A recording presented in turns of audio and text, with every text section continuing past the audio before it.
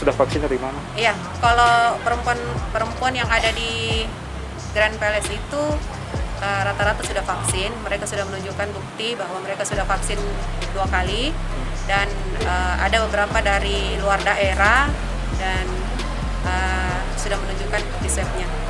Tapi dia berkerumun dalam kamar itu bagaimana, Bu?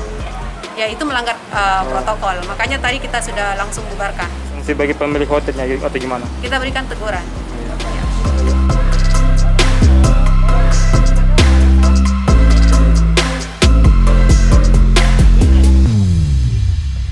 Dinas Besar.